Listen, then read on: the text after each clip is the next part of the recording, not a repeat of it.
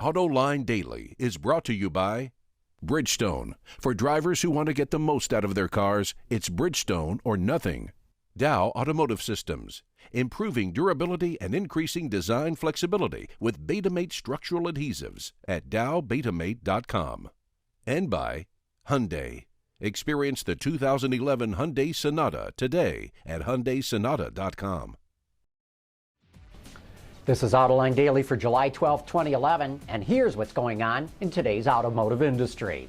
Car sales are slowing down in China. They're up 5% so far this year, but that is a much slower rate of increase than before. However, the luxury segment is screaming ahead. Audi sales are up 28%, Volvo's up 36%, Mercedes up 52%, and BMW is up 61%. The overall market is down because the government removed incentives for smaller cars. But those incentives were never applied to luxury cars, and so they were unaffected when those incentives were dropped. But in Beijing, which is trying to limit car sales due to massive traffic jams, car sales were down 60%. As you'll remember, Beijing implemented a lottery system to get license plates, which has driven the prices of those plates to over $5,000. Hybrids get good fuel economy and diesels get good fuel economy, and that's exactly why French automaker Peugeot is coming out with a diesel hybrid.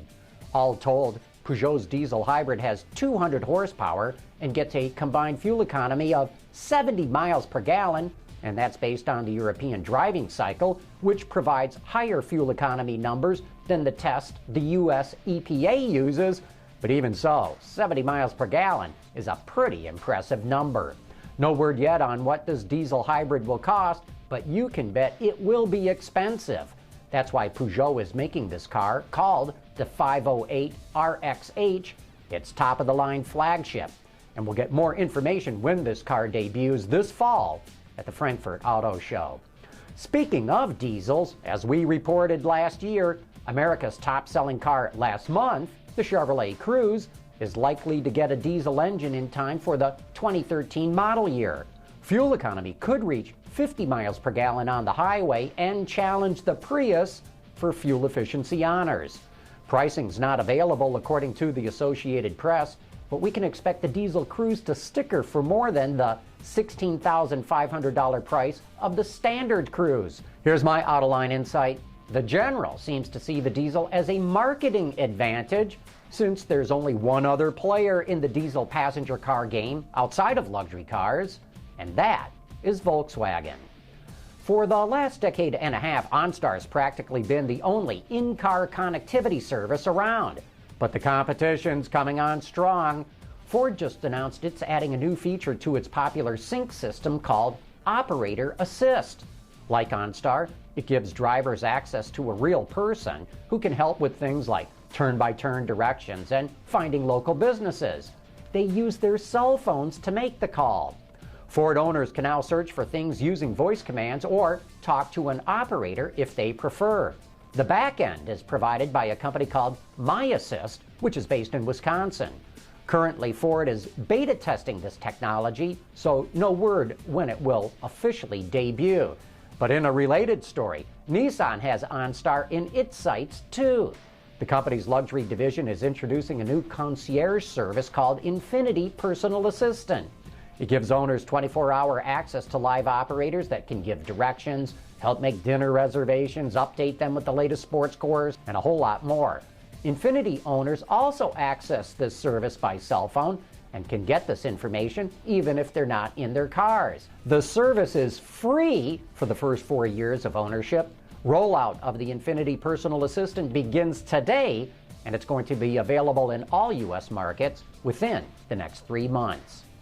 Ethanol is 1 part fuel, 2 parts controversy. Automotive teetotalers looking to keep gas tanks drier than Prohibition America pound away at its downsides, one of which is reduced fuel economy. But does grain alcohol really deserve the bad rap?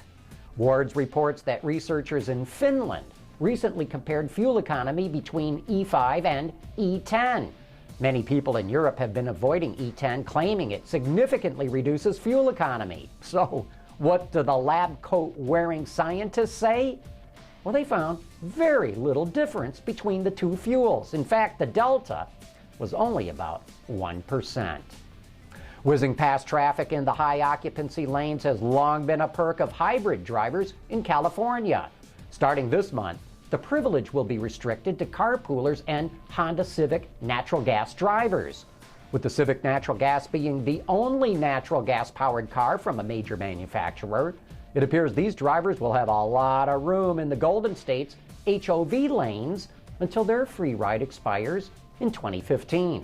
Honda says its sales for the Civic natural gas have tripled compared to last year, but I'll point out those sales numbers are minuscule. The Civic natural gas costs nearly $9,000 more than a base Civic with an automatic transmission. I'm Seamus McElroy in the really hot Nevada desert, and coming up I'm going to show you the new 2012 Hyundai Accent.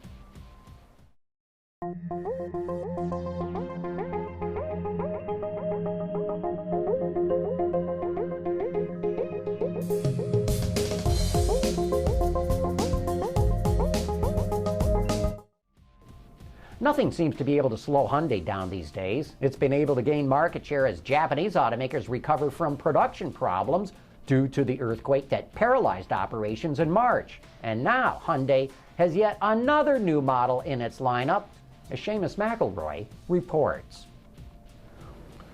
When most people come to Nevada, they visit places like Las Vegas or the Hoover Dam. But at Autoline, we drive cars. And today we're test driving the new 2012 Hyundai Accent. It's in a growing and competitive segment as automakers introduce subcompacts with better styling, more features, and improved ride and handling. And the 2012 Accent is no exception. Yes, we introduced a new GDI engine. It's a 1.6 liter that delivers class-leading horsepower as well as 40 miles per gallon highway. So whether you get a 6-speed manual transmission or a 6-speed automatic transmission, you get 40 miles per gallon. And Accent, if you compare just conventional gasoline engines, we're the only 5-passenger to get 30 miles per gallon city, 40 miles per gallon highway. Overall, it had enough oomph out on the road, but it was lacking power going up hills. And even though it's a bit heavier than the outgoing model, Hyundai did cut weight in some key areas. We incorporated lots of weight savings. What we did is we used large amounts of high-strength steel in order to produce a strong, light, and stiff body, in order to improve ride quality as well as deliver handling. There are also other areas where we reduced weight. We went from a cast iron engine block to an aluminum block. We also applied monotube shock absorbers. We also went with a lightweight coupled torsion beam as well. It's also longer and has a longer wheelbase than the previous model. The design has also been updated. The front end features a similar horizontal front grille like on the Elantra and Sonata, and the Accent also features Hyundai's fluidic sculpture design. And what that is even when the vehicle is standing still, it feels like the vehicle's in constant motion with the wraparound headlights, the wraparound taillights, and the sleek character lines throughout the vehicle. The 2012 Accent comes with lots of standard safety features like 6 airbags, active head restraints for front passengers, and it's the only subcompact to offer 4-wheel disc brakes as standard. ABS and electronic stability control are also standard. Pricing for the 4-door with a manual transmission starts at just over $13,000. The 5-door with the manual costs just over $15,000. The 4-door price jumps to nearly $16,000 with an automatic, and the hatch with an auto starts at just over $16,500. The Hyundai Sonata and Elantra are selling extremely well. Now, with a new Accent in its lineup, Hyundai sales are only going to get better. Hey, don't forget to tune in to Autoline After Hours this Thursday night when my guest will be Jack Telnack, the designer who launched the Aero look at Ford in the 1980s. We'll have to see what he thinks about aerodynamics these days. That's Thursday night on Autoline After Hours.